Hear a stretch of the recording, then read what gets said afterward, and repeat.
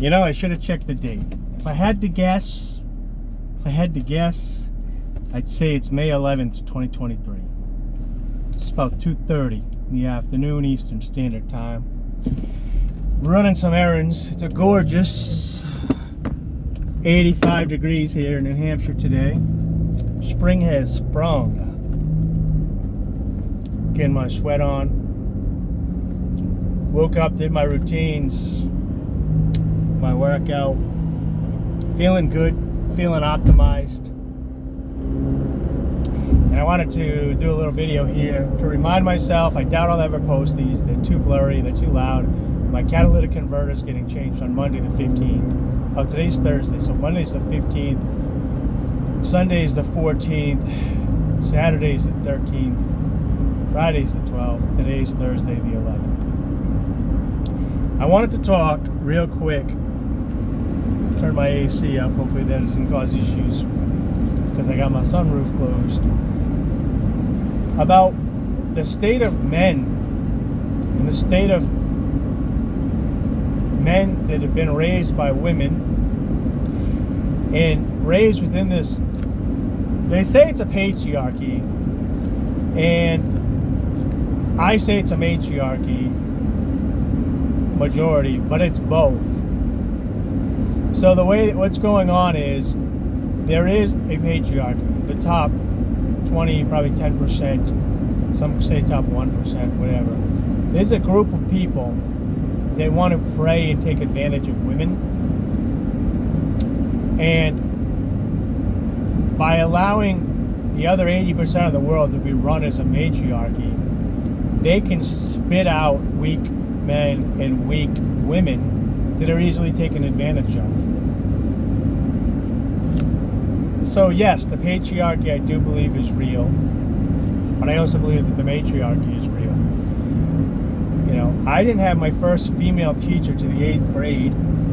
All my teachers, kindergarten, 1st, 2nd, 3rd, 4th, 5th, 6th, 7th, 8th grade, I finally got a science teacher that was male. And everybody else, maybe my gym teacher in the 8th grade was now male. Did I have a gym teacher prior to that? There might have been like a gym teacher prior to that, but for the most part, all women. However, the principals were, I think, can't really remember back, all men. So this is a male ran top-down fascist government school, but in the room it's all feelings and matriarchy. Now, I did have a mother and father. I was raised a lot by my grandmother, who was old school from Greece. But what I want to talk about men and women that are raised by women, is that, and you can see it today, people put so much value on your feelings, as if feelings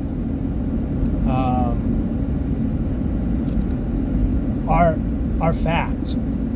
And I know that this is the cliche thing, facts don't care about your feelings. But what I want to talk about is Stoicism and how it gets a bad rap. So the matriarchy is in full effect here. The matriarchy is saying that Stoicism is you bury your feelings. These old dudes, and a lot of old dudes do it wrong. That's why a lot of these old dudes that had pussy whipped fathers with their mothers running the show and the fathers just being the little betas to them, grew up with the situation. I had some of that in my household. I've outgrown it through understanding of science. You can't walk around as a man, or a woman for that matter, but a man in general, and say you're logical when you're working on feelings. I'm not going to call him out, but I was listening to one of my favorite podcasts this morning, and he was raised by a single mother, who actually ended up dying too. His father died, single mother died. But he's constantly saying things like, I just don't feel like working out, or like I feel horny.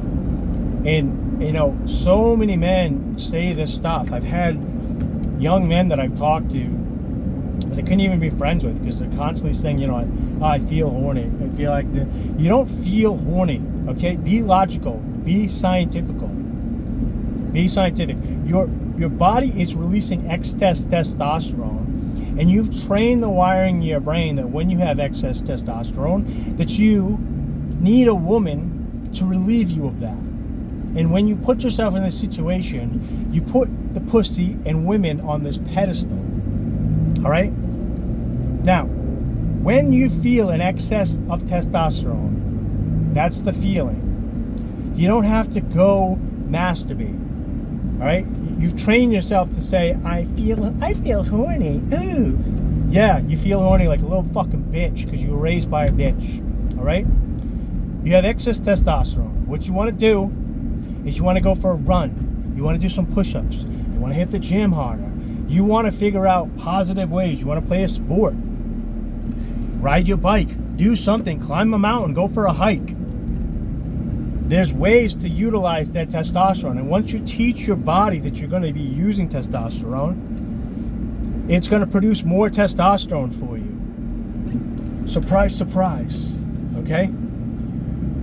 Now, vice versa, if you're producing less and less testosterone, and every time you get a little inkling of an extra more, you blow your load in your fucking shorts like a little fucking pussy to some bitch on the internet that would never talk to you in real life, then you wire your brain to be like that, to be feminine, inside that feminine energy.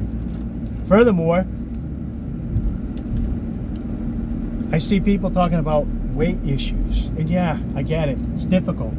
There's a lot of food around nowadays that can tempt you to eat it. But when somebody say, I feel hungry. Let's get something, I feel hungry. Shut the fuck up. Who cares what you feel like? It's a craving. All right? Your body is synced up scientifically to give you certain reminders throughout the day that you've been eating rhythmically. If you eat habitually, you'll get habitual reminders from your body that it wants to eat, because it's sending out digestive stuff to that because it thinks there's going to be building blocks. And if there is no building blocks, it still sends those chemicals. And so if you're not eating, you get the feeling of hunger. But it doesn't matter. Unless it's been 40 days and you've been living off water, you don't need to eat every time you feel like eating. Fuck your fucking feelings. Alright? If you're talking to a woman and you got shit to do, but you feel like checking your text, or you feel like texting her back, get your shit done. It doesn't matter what you feel like. If you don't feel like working, go fucking work and build something. If you don't feel like working out, it doesn't matter. It doesn't matter what you feel like. I don't feel good today. Too bad. Do what you need to do. It's just chemicals in your body. Now, you can utilize these, they're tools. If you're eating like shit and then you feel like shit afterwards, well, in the future, don't eat like that, and then you won't feel like shit. Don't put yourself in situations that are negative feelings.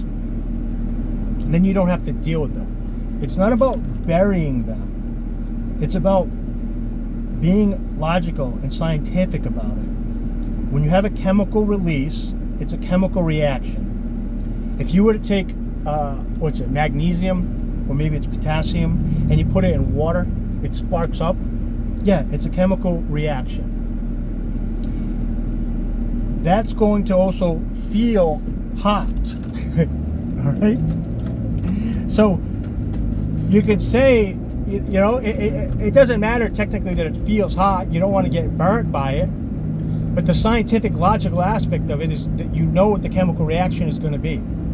So when you're having a chemical reaction, whether it withdrawals from a breakup, or you're trying to actually eat properly for once, or you need to work out, or whatever it is, your brain is wired to do certain things from your old bad habits. And it's in that rut, and it's releasing the same chemicals. Ignore those chemicals. Ignore those chemicals. Doesn't matter what you're feeling. And make the right decision. Make the scientific decision. Understand those chemicals. So, if you get in a bad mood or you get angry, Instead of lashing out, they want you to go to therapy. Okay, yeah, obviously if you have problems, you need to figure out what they come from. But getting angry is okay.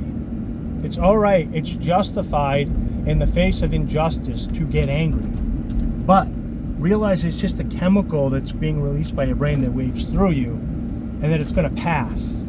Like all chemical reactions end. So instead of acting on it, sit there, take a deep breath, and act scientific and say a chemical reaction takes 30 minutes, or maybe with you it takes an hour, or whatever it is. And don't react on these negative chemical reactions, and give yourself a breather of an hour for things to take place. You wouldn't set your navigation system to go somewhere and it's going to take you to get there an hour, and then you get upset when you're not there in 15 minutes. It's just not logical.